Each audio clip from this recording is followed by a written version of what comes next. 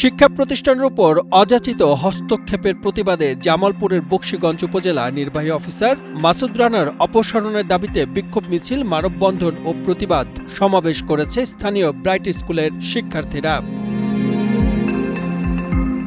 ঘটনার খোঁজ নিয়ে জানা যায়, উপজেলা নির্বাহী অফিসার মাসুদ রানা শিক্ষা প্রতিষ্ঠানটিতে গেল ১৩ আগস্ট নোটিশ দিয়ে সকল ক্লাস বন্ধ রাখার নির্দেশনা দেন। এরপরেই ব্রাইট স্কুলের শিক্ষার্থী, অভিভাবক, শিক্ষক ও এলাকার জনসাধারণ মিলে উপজেলা নির্বাহী অফিসারের কাছে নোটিশ প্রত্যাহারের দাবি জানান।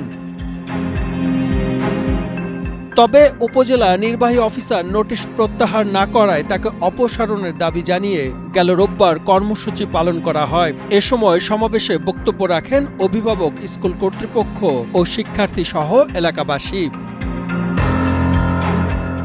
জামালপুরের বকশীগঞ্জ থেকে আব্দুল লতিফ লায়নের পাঠানো তথ্যচিত্রে ডেস্ক রিপোর্ট, কালের কণ্ঠ।